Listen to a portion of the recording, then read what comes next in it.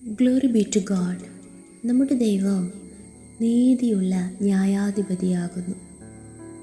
ഈ നാളുകളിൽ യാതൊരു നീതിയും ലഭിക്കാതെ ദൈവസന്നിധിയിൽ ഭാരത്തോടെ കരയുകയും അപേക്ഷിക്കുകയും ചെയ്യുന്ന ഏതു പ്രാർത്ഥനാ വിഷയത്തിൻ്റെ നടുവിലും നീതിയായ ദൈവം തൻ്റെ നീതിയുള്ള വിധി നമുക്ക് വേണ്ടി പുറപ്പെടുവിച്ച് നമുക്ക് ഉത്തരമരുളും. പ്രതികാരം യഹോവയ്ക്കുള്ളത് ആയതിനാൽ സകലത്തെയും ദൈവകരങ്ങളിൽ ഏൽപ്പിച്ചു ദൈവത്തിൻ്റെ സമയത്തിനായി നമുക്ക് കാത്തിരിക്കാം. എന്നെ ശ്രവിക്കുന്ന എല്ലാ പ്രിയ ദൈവമക്കൾക്കും യേശു ക്രിസ്തുവിൻ്റെ നിസ്തുല്യ നാമത്തിലുള്ള എൻ്റെ സ്നേഹവന്ദനങ്ങൾ. ശമൂവേലിൻ്റെ 1-ാം പുസ്തകം 24-ാം അധ്യായം അതിൻ്റെ 12-ാം വചനത്തിൽ നാം ഇങ്ങനെ വായിക്കുന്നു: യഹോവ എനിക്കും നിനക്കും മധ്യേ ന്യായം വിധിക്കട്ടെ. യഹോവ എനിക്കു വേണ്ടി നിന്നോട് പ്രതികാരം ചെയ്യട്ടെ. എന്നാൽ എൻ്റെ കൈ നിൻ്റെ മേൽ വീഴുകയില്ല. അതെ, ഇവിടെ ദാവീദ് ശൗൽ രാജാവിനോട് പറയുന്ന വാചകമാണ് നാം ഇവിടെ വായിച്ചു കേട്ടത്. ദാവീദും തൻ്റെ കൂടെയുള്ളവരും പാർത്തിരുന്ന അതേ ഗുഹയിൽ തന്നെ ശൗലും തൻ്റെ കൂടെയുള്ളവരും വന്നു പാർക്കുമ്പോൾ ദാവീദിൻ്റെ കൂടെയുള്ളവർ പറയുന്നു, യഹോവ നിൻ്റെ ശത്രുവിനെ നിൻ്റെ കയ്യിൽ ഏൽപ്പിച്ചു എന്ന് പറയുമ്പോൾ പെട്ടെന്ന് ദാവീദ് എഴുന്നേറ്റ് ശൗലിൻ്റെ വസ്ത്രത്തിൻ്റെ അഗ്രം മുറിച്ചെടുത്തു. എന്നാൽ പിന്നത്തേതിൽ അതുപോലും ദാവീദിന് ഒരു കുറ്റമായി തോന്നി.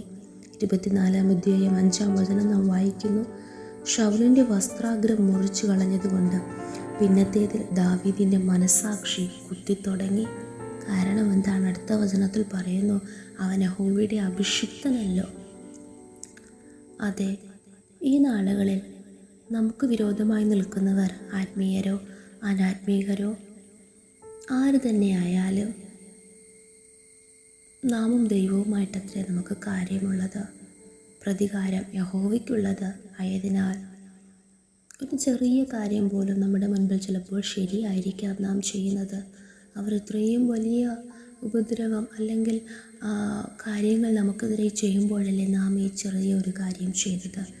എന്നാൽ ഹൃദയം നമ്മെ കുറ്റം വിധിക്കുന്നില്ല എങ്കിൽ നമുക്ക് ദൈവത്തോട് പ്രാഗൽഭ്യമുണ്ടെന്ന് പറയുന്നത് പോലെ നമ്മുടെ ഹൃദയത്തിൽ നമ്മുടെ മനസ്സാക്ഷി കുത്തുകൊള്ളുന്നുണ്ടെങ്കിൽ ഇന്ന് പകൽക്കാലം ദൈവത്തോട് അത് ഏറ്റുപറഞ്ഞുകൊണ്ട് മുറ്റുമായ ദൈവകരങ്ങൾ ഏൽപ്പിച്ചു കൊടുക്കുക.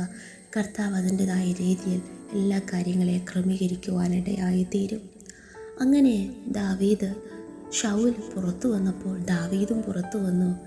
ശൗലിനോട് സംസാരിക്കുന്ന വാക്കാണ് നാം ഇവിടെ വായിച്ചു കേട്ടത്: യഹോവ എനിക്കും നിനക്കും മധ്യ ന്യായം വിധിക്കട്ടെ. നമുക്ക് വേണ്ടി ന്യായം വിധിക്കുന്നൊരു ദൈവമുണ്ട്. മാത്രമല്ല, യഹോവ എനിക്ക് വേണ്ടി നിന്നോട് പ്രതികാരം ചെയ്യട്ടെ. ഈ ഒരു ചിന്ത എപ്പോഴും നമ്മെ ഭരിക്കട്ടെ. ഏത് കാര്യത്തിലായിരുന്നാലും കർത്താവ് പ്രതികാരം ചെയ്താൽ അത് നമുക്ക് എന്നേക്കുമുള്ളൊരു വിടുതലായിരിക്കും. വീണ്ടും പറയുന്നു, എൻ്റെ കൈ നിൻ്റെ മേൽ വീഴുകയില്ല.